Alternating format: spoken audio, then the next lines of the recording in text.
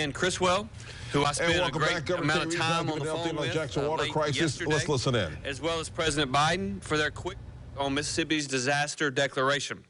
This will allow us to fully support the National Guard, engage the Army Corps of Engineers, and tap other critical resources in our response to this crisis.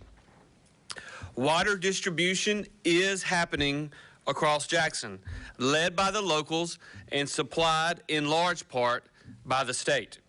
Our super sites will be up and running tomorrow. We will publicize locations closer to their launch to prevent any crowding around the sites during setup. I want to thank the Mississippi National Guard and the Guardsmen and the logistics teams that have quickly deployed to handle this task. It is truly a testament to the skill and the dedication of Mississippians how much volunteer and professional help has descended to support this mission. I'll also just provide a quick preview to Jim's remarks. As always, he will be able to answer the complicated technical questions, and I always defer to him for the most precise information. But I think I can help take this down to a level that most of us can understand. So I want to clarify some things to the extent that that is helpful. In a water system like Jackson's, the treatment facilities pump clean water into above-ground tanks that are spread across the city. Those tanks are meant to be full. Those tanks rush water out and into your faucets, into your hoses, showers, and into your plumbing. The level of water in the tanks is the #1 metric that will affect whether you, as the end user and the consumer, see proper water pressure or not. Over the last 30 days, due to the failure of the pumps at O.B. Curtis, we have seen those tanks lose their supply. Too many are down to critical levels. That left us in a situation where there was no room for error in the system. When we were alerted to that, we began to operationalize the plans you're seeing in action today.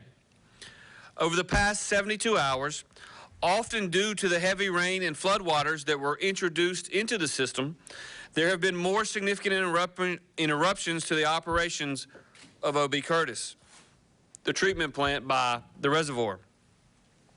There was a serious interruption overnight on one side of O.B. Curtis. We were able to restore it this morning. They have not been able to consistently pump out clean water because of the severe chemical changes to that water from the heavy rain. In a perfect world, with properly operating technology and full tanks, that's not a problem. The city has the ability to temporarily slow plant operations and let the consumer use the water that is already in the tanks. But because the city has not been able to fill those tanks, you're seeing interruptions to the consumer every time there is an interruption at the plant. We were lucky, as I said yesterday, we were lucky that yesterday we were able to function without many interruptions as the state team got their arms around the problems that we face at the treatment facility. However, there is still a tremendous amount of work to be done. Today, there are interruptions in the system that are causing low pressure and in some instances no pressure for Jackson residents. That's not good because none of this is good, but it is often a sign that work is being done in the facility and that progress is being made. We are flushing bad water out of the system and making mechanical improvements to prevent an even more catastrophic failure. And until we get the above-ground tanks back to an adequate level, that will cause poor water pressure at times. In the past 48 hours, we've installed a new rental pump, contracted with outside operators to do critical maintenance, and started other emergency repairs. We're going to need electricians and mechanics and divers and other skilled operators to complete all of this work. It's happening at a pace and a level of professionalism that I am personally very grateful for. The state's experts are in command at O.B. Curtis. assessing the system's needs, and fixing the problems they identify. I'm here to make sure they get what they need and that we go as quickly as we can. I do want to be clear and set expectations that there will be future interruptions, including the one today. They are not avoidable at this point, and they will be as limited in time as we can possibly make them. Our immediate priority is to have running water, even temporarily sacrificing some quality standards where we absolutely have to fulfill basic sanitary and safety needs. That means we continue to emphasize, do not drink the water from the pipes if you can avoid it. Boil it if you must use the water. I also want to just tell the people of Jackson, we are with you. We are doing everything in our power to restore clean, reliable water through the pumps. In the meantime, we have hundreds of people working to distribute water in the state and in the city. For example, starting tomorrow, we will have Mississippi National Guard personnel deployed. Those deployments will include 600 guardsmen, 123 vehicles, bulk water distribution, bottled water and hand sanitizer distribution. We will also employ the services of the Mississippi Forestry Commission to help with their incident management assistance team at the staging location, and we will also employ at least 32 members of the Mississippi Department of Public Safety and their law enforcement team to help with the distribution. I know it's not easy, nor is it fair that any of you have to deal with this. In fact, it's a tremendous burden that you as citizens should not have to shoulder. But we are here to serve you, to work for you, and to fix the problems that have been created. I never want to hide problems. I want to fix them.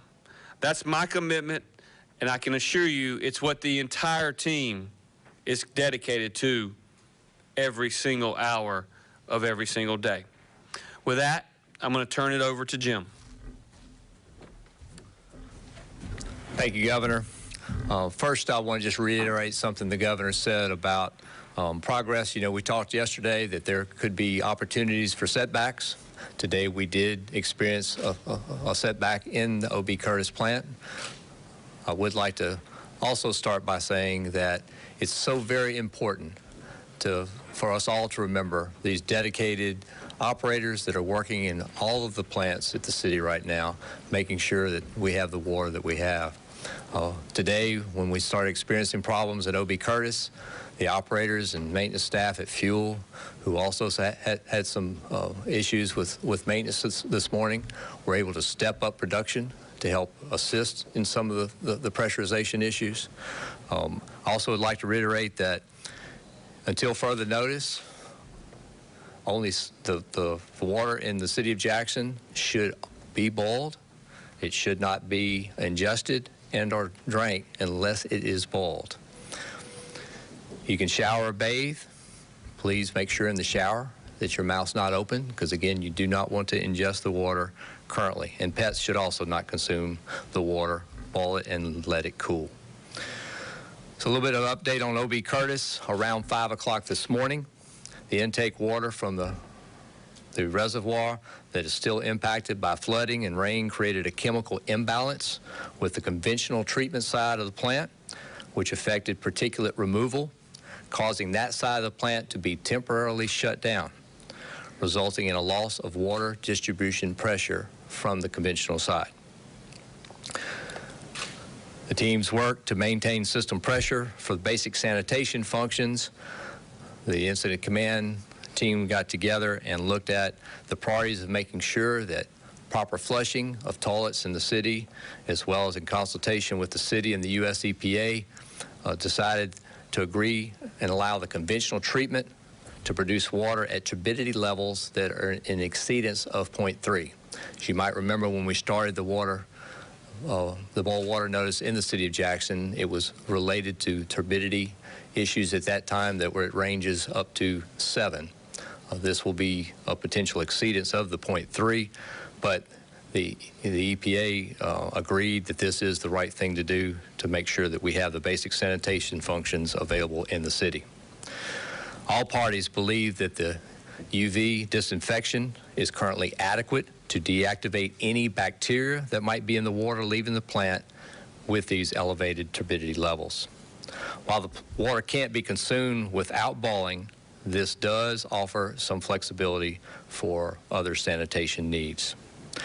Again, the water will be a little bit different in its appearance. Residents may see it as cloudy. They may actually see a little color to it as well, but it should be adequate for sanitation purposes, and if boiled, should be safe to drink. As far as our assessment team, as you might recall from the brief yesterday, we completed the assessment on the conventional side and identified a number of opportunities for improvements in the plant, as well as maintenance in the plant, and for the backup systems to be fulfilled. So we looked at the team went and looked at the membrane side of the plant today, and while we still don't have a fully comprehensive list, there is things that we do know now. We don't have a timeline yet for the adequate and sustainable water supply to be coming from the facilities, but there were some improvements that were made in the membrane system today. We appreciate the individuals that were dedicated and on site today to assist us in making those improvements. We also noted there are substantial mechanical and electrical issues. They've been identified in the plant. These are ongoing problems that have not been suitably addressed, and the list that we have is not comprehensive, but they include problems that have been band-aided in the past, all are deferred maintenance. No sustainable solutions have so far been applied. The parts inventory that we're trying to conduct right now should help us address what the plant has and what is needed to order, which will allow us to order those additional things that may be required.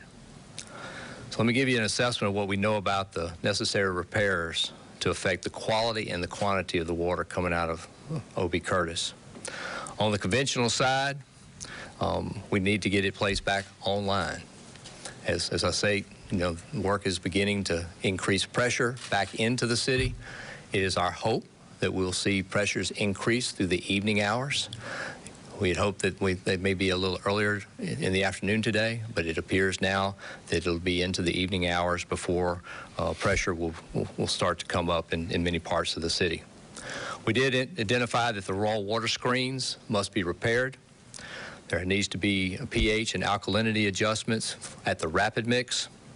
There are various pumps and motors that need to be replaced, and there are quite a few of those. The coagulant system must be restored.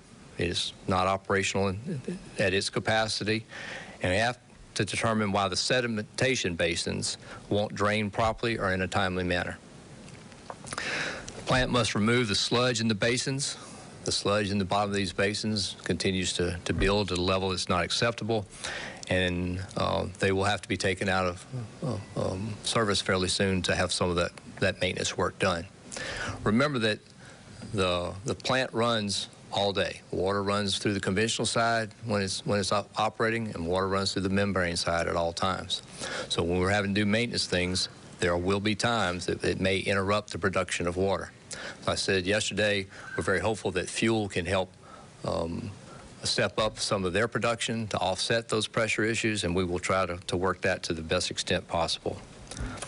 We also have found that the high service pumps on the membrane side are out of service due to some unknown electrical problems. Again, this is not a comprehensive list of necessary repairs, but it is a starting point that the team has identified as a way to move forward.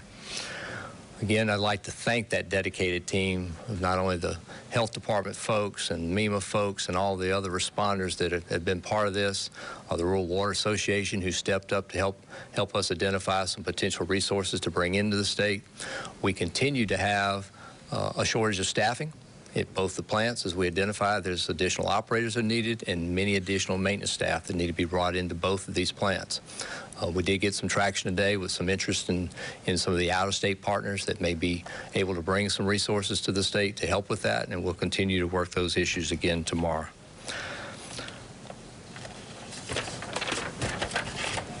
We also visited again with EPA Region 4 this morning. EPA Region 4 will have some individuals on site in the state of Mississippi as early as tomorrow.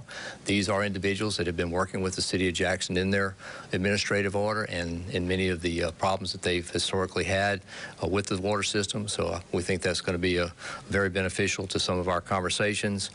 And again, we'd like to just thank those federal partners, obviously the governor's support in helping us be able to accomplish the things that we're doing. With that, Governor, I'll turn it back over to y'all. Thank you, Jim, and I'll just reiterate that this has been, over the last 48 hours, a very large cooperative effort at the Incident Command Center with both local and state officials. We have worked also very closely with our federal partners. I had a very good conversation with the vast majority of the members of our congressional delegation earlier today to update them on where we were in the process, and to also thank them for their support in helping marshal federal resources to this particular effort. Obviously, we filed the emergency declaration sometime around when we had the press briefing yesterday, and sometime around midnight Eastern time, the President signed off on that federal declaration.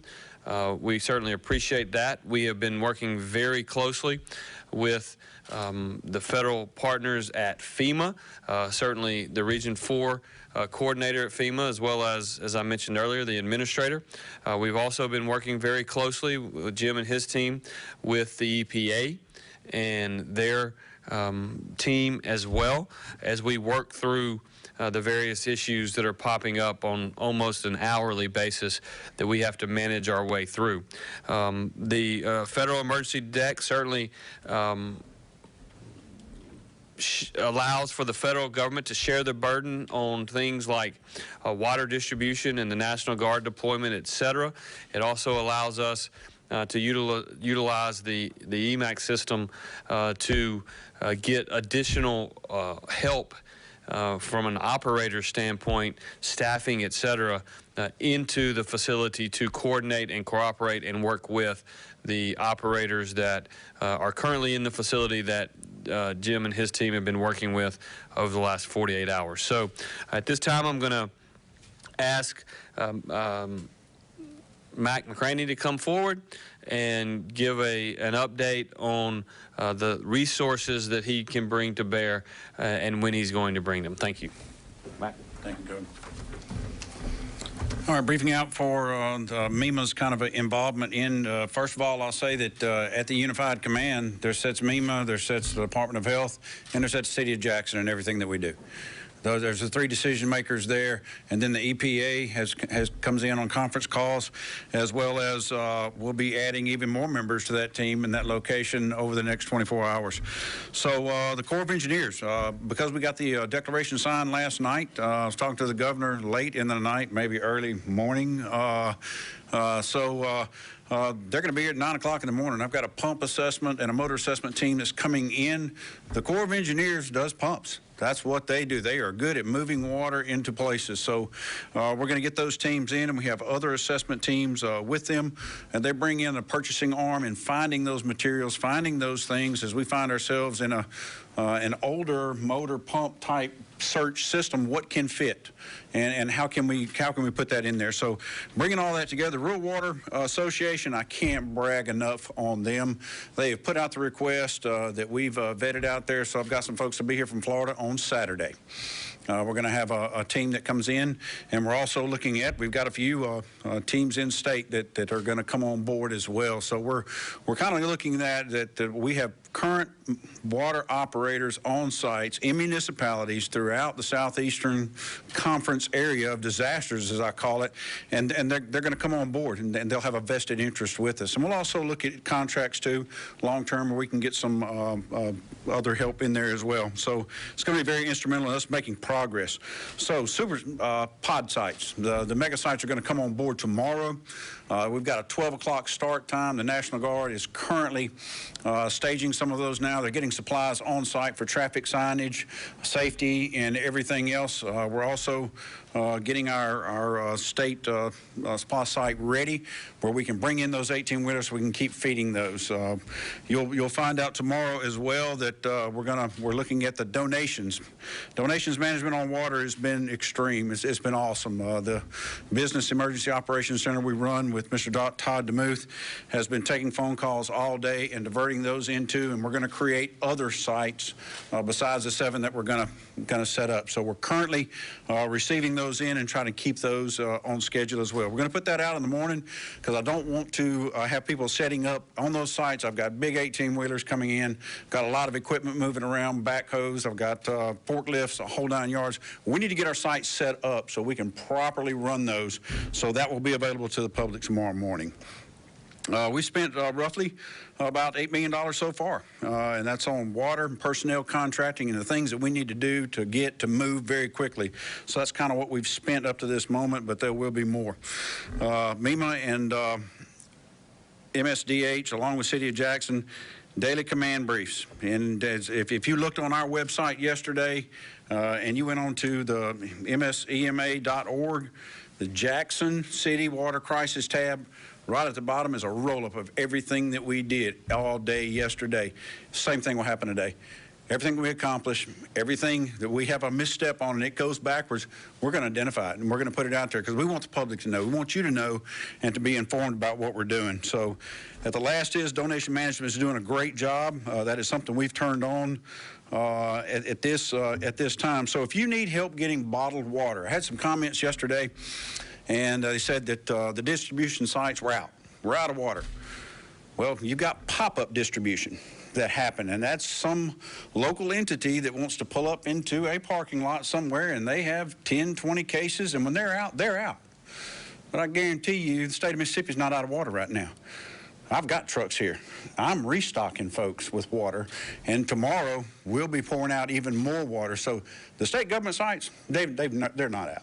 That was a false claim, and but individuals and companies and whatever that want to do, Lowe's today and some other folks were giving away as much water as they had, and when they were out, they were out. Okay, they're not restocking. I have a system where I'm restocking each one of the sites that the state runs and that the city's been running, so we're not going to be out. So that was needs to be corrected. The governor already addressed how many National Guard personnel are going to be here.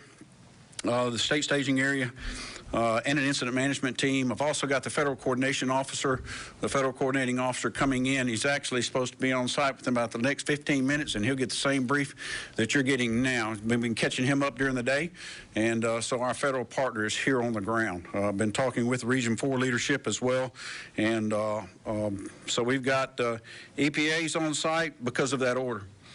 The Corps of Engineers are going to be on site because of that order. Civil engineering and pump specialists will be here. Folks from Florida are going to be here on Saturday to work on it. All that is part of the partnership of FEMA, MEMA, and the state of Mississippi, the city of Jackson, all of us being able to assess where we are, what we need to bring those assets in. Governor, that's all I have at this time, and I'll wait for any questions. Thank you, gentlemen. Appreciate all of your hard work and appreciate the hard work that's being done at O.B. Curtis, at Fuel, to keep it not only operating at what was optimal level, but also surging up at Fuel, which is going to help from a quantity standpoint. We continue to try to dial that particular facility up, and we'll continue to do so. So with that, I'll open the floor to questions. We'll start over in the far right. Scott.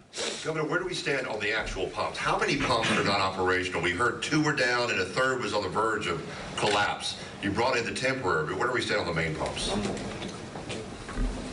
So as you might imagine in a water plant, there are a lot of different pumps. So the raw water pumps were the ones that we talked about the 2 pumps that are feeding into the conventional side of the pump, or to the conventional side of the treatment plant. So the one that was put in today, the temporary that we got out of Florida, came in during the night. There was a crew there this morning at 8 o'clock to actually get the crane to put it in place and get it hooked up. They're making some final adjustments to it as we speak so that it's ready to go into production in the line. Again, that pump, once it's in line, will help us make an additional 4 million gallons of water a day, which is going to be a great thing as we get that line back on. So did that help answer you? There's 2 other main pumps, the 8 million gallon pumps. There's 2 of those out? Right, so the one was replaced with the temporary. The second pump, we were able to get some intel today that says that the parts that have to be machined for that pump, this is a much older pump. Parts aren't just sitting on a shelf somewhere for it. They're actually having to machine a lot of these parts. We have asked for the federal government, EPA, to help us get those expedited. As we understand it today, it appears that we may have that back as early as September the 6th. So we can get that pump back in line as well. But know that primary pump that we got today, the temporary rental pump, is going to help bring that 4 million gallons. The second, when we get it back in line, will give us some redundancy on that line as well. Dr. Craig, how many of the membrane trains are down? Today, thank goodness, we had 2 down before today, but today we were able to get one of those trains back up. So there is only 1 train that is currently down. And could you explain to the public the importance of the water, of the tanks? Which tanks? Well, the ones we had, like several, like one was out during the flooding this weekend, those tanks. So, the elevated tanks within Right, the city. the elevated ones. Good, thank you. So as the governor said, and we had seen some increases in the amount of water, the feet of water that are actually in those tanks. That again creates the head pressure, if you will, for the system. And those folks that are around in the area where a tank is at very low levels will be experiencing low pressures. The unfortunate part this morning is after the 5 a.m. event, a lot of that pressure started going down. The waters in those tanks started going down. So we had points this morning where we had less than a foot of water in many of the tanks in the city of Jackson again. So that's where we lost a lot of that pressure. And you said several of the raw water screens have been out also? I think there's 3 of them. Les, this is Les Harrington. Right. Correct. And so the screens are in activity now. They are intended to act on automatic setting, and they're just currently on. They're just constantly running, and so they're not actually as effective if they constantly run versus when they're allowed to function in automatic. And so because there's some screens that are bent, and so it has to run in a constant state in order to get any kind of benefit from it. But we do have, that's one of the priorities we have, is to get those screens worked on and back functioning in an automatic state so that the plant's able to push more. That's actually going to help increase the amount of water that's able to go through the plant. Okay. Do we know what the cost of the temporary pump is going to be yet? Leasing it? Any idea? Okay. We can get that for you, but I don't know that off the top of my head. I'm sorry. Question for the governor. Governor Morgan here with NBC. Thanks for making time. I had a chance to speak to quite a few folks in Jackson today at some of the water pickup sites. I just want to ask you the same question I heard them asking, and that is, while there are a lot of unknowns here, how much longer before the people here can be confident that the water coming out of their faucet is clean? Well, they can be confident that the water that is coming out of their faucet is clean when we tell them that it is clean. Obviously, right now it is not.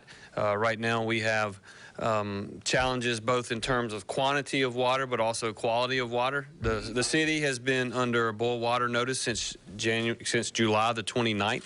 And so as we work to fix the problems inside the plant, we are hopeful that we were able to increase the quantity of the water, which will ultimately get the tanks more full and ultimately lead to a scenario in which we can do the proper testing and actually produce clean water, but we're not there yet. And I don't think we can give you a time frame at this time. Do you have a goal date for yourself? Well, my goal date was today, but that's not realistic, and it's not something that we are, given the situation that we inherited, that's not something that's going to happen.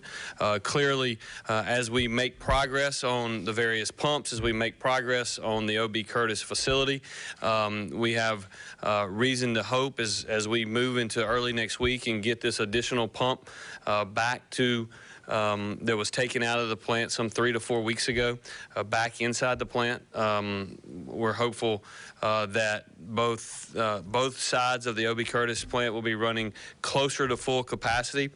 Just to give you an idea, if you look at the membrane side of the O.B. Curtis facility, we believe it was running at an area that was producing about 12 gallons. The conventional side was running at an area that was producing about 20 gallons. So that's about 32 gallons. Once the conventional gets back operational, sometime either now or just a little bit later today, the facility is actually commissioned to do approximately 50 gallons of water a day, whereas fuel is commissioned to do 20 gallons of water a day. We have surged up fuel, and so far that has worked, and we're actually, I think we said 22 to 23 gallons roughly today is where that plant is operating. And so as we get closer to full capacity of both plants, the quantity will be in a much better position, and we're hopeful as we get the chemicals right, as the various different pH levels of the rainwater comes into the system, that we will be able to start producing clean water. But no, there is not a specific date that I can give you today. Yes, ma'am. The temporary rental pump, about how long is that expected to be in service at O.B. Curtis? It's really hard to tell for sure right now. We just want to make sure we get that as a stabilized flow. We won't take it out too early, to be sure. We want to make sure the redundant components are there and the maintenance pieces are in place once the other one arrives. Now, September 6th is when the other plant, or when the other two motors and pumps that were taken out off the line should be potentially back, and that's a target date. We don't know for sure, but EPA has been doing their best to try to help us expedite parts as well as equipment to get to the site. But once it's in line, we'll keep the temporary on property for a little while to make sure that everything's performing well before we pull it out. Yes, sir. For Jim again, I'm sorry. We've often used the PSI to talk about how bad the pressure is. The mayor today said that the pressure had gotten back down to 40 after getting to 80 yesterday. Do you know what was the low point through all this with the PSI, like earlier in the week when this all started?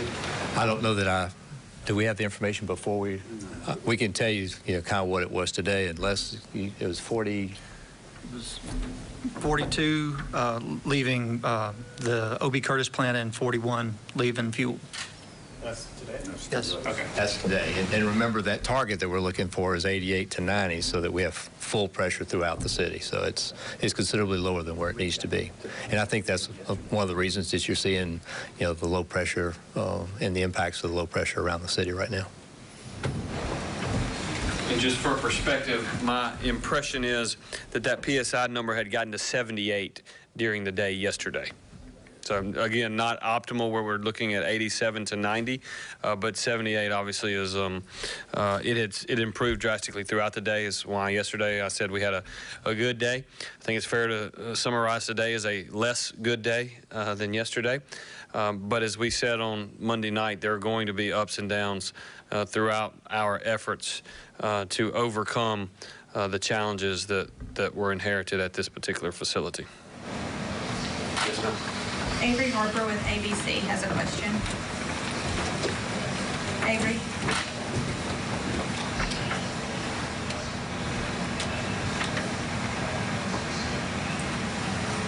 Provide safe drinking water to residents through the bipartisan infrastructure law. Where has that money gone, and what do you say to folks who look at the deterioration of water infrastructure in Jackson and say it's the result of environmental racism? I don't know that I heard the entirety of your initial question, but I'll attempt to answer it with respect to the ARPA funds. The state of Mississippi received the American Rescue Plan funds. The city of Jackson received approximately $42 million. Hinds County received approximately $45 million, if I am remembering my numbers correctly. So roughly $90 million received by the city and the county. The state of Mississippi, through our legislature, set aside $750 million that the state received to match dollar for dollar for any municipality or any county that wanted to tap in, or any rural water association. You may not know this, but in the state of Mississippi, we have hundreds of municipalities who run their own water system. We have probably as many rural water associations that run their own water systems. And so the decision that the state of Mississippi made was to give those municipalities, including the city of Jackson and others, the ability to put up dollar for dollar their ARPA funds to ensure that each of them were leveraging their resources to get the maximum bang for the buck for those dollars. So those monies largely have not been spent yet. They largely have not been spent in most municipalities, and they largely have not been spent at the state level yet. But they are available and will be available to the various entities in the coming days and weeks. With respect to your second question, I'll just tell you that, as I just mentioned, in the state of Mississippi, we have a large number of municipalities that run their own water system. We have a large number of rural water associations that run their own water system. Prior to Monday of this week, the state of Mississippi runs exactly 0 water systems. We actually are, as a state, are the regulator for water systems, and we are the regulator as a state for wastewater systems as well. As you may be aware, the regulator for the clean water system, the State Department of Health, with support and backup of the EPA, issued an order in 2016 due to many of these same issues that have led to the total breakdown and the total failure of this particular water system in the city.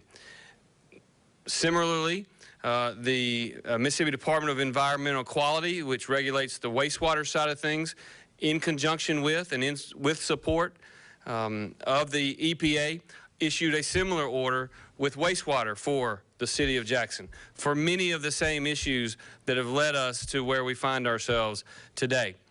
What I am focused on right now is working with local leaders, working with our congressional delegation, and working with our federal partners to fix the problems that we inherited when we got visibility inside the O.B. Curtis plant on Monday of this week, some 48 hours ago, once I signed the emergency declaration. And we are committed to that task, and we will continue to do everything we can to get both quantity of water levels up in the city of Jackson and ultimately deliver clean water for the residents of the city of Jackson. Yes, sir.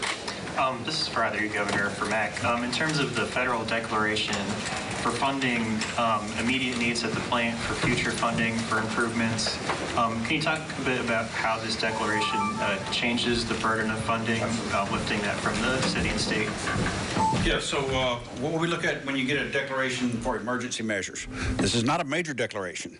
A major declaration that we've had for Katrina and other storms and tornadoes, that allows us to do public assistance, which we get into government infrastructure, roads, washouts, and things of that nature. But this is not that. This is emergency measures.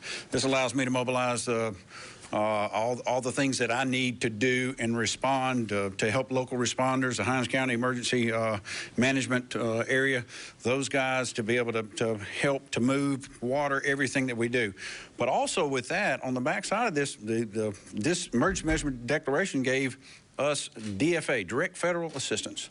So that's where the EPA comes in, that I'm actually able to do a cost share, 75-25 on the state side, on the 25, that we can get those federal agencies in that have those contracting powers and everything else that we need to be able to get things to move anywhere in the United States. So that's where that kind of ends up, that I've got 90 days. So we've been at it 48 hours.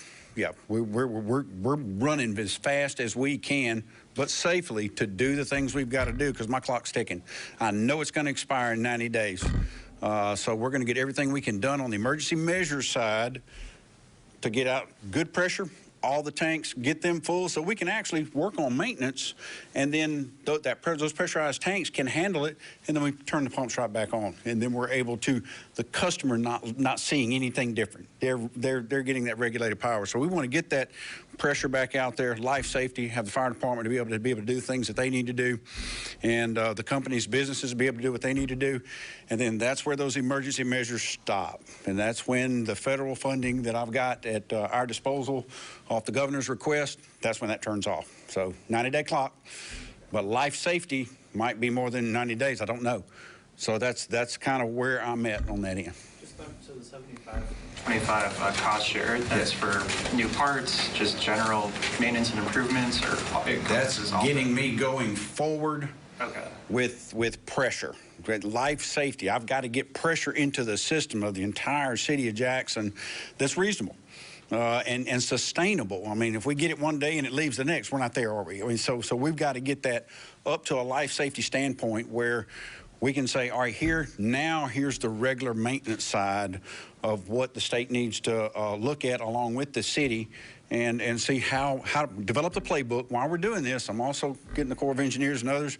We're going to develop the playbook. What needs to be fixed at what time? What's the next step? How do we run through this whole facility and ensure it has a brand new sticker on it and sustainability for the future? The playbook will tell you the way to navigate. And I think with the Corps of Engineers, with their pump experts, the way they work with water, with the EPA and the other federal assistance that we've got in, a deep dive inspection to this site is going to be very meaningful. I think for the people of the city of Jackson, you're really going to know every day what we find. We're not going to code it, we're not going to color it. It's going to be right down the center line of everything that we're doing, what we find, and there'll be a playbook that somebody I know will do a FOIA request on and say, well, where's that book?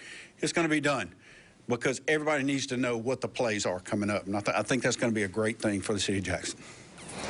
Thanks.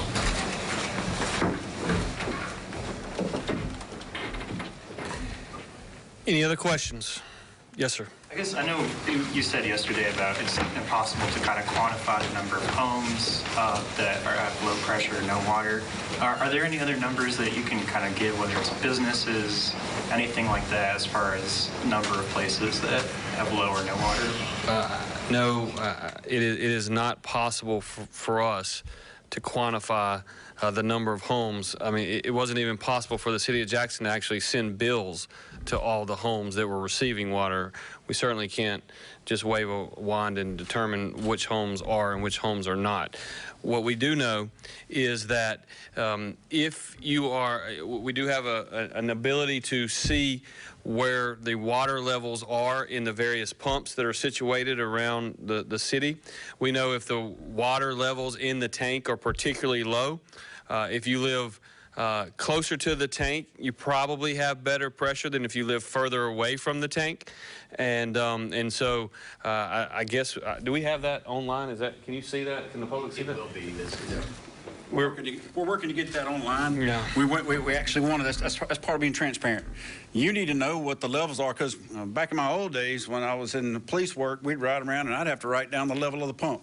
I mean, level of the tank in the town that I work for in the city. So we're going to get that where it's going to be online, where you can actually know what's happening. Because to go out there and turn on the faucet and you see nothing, that's panic.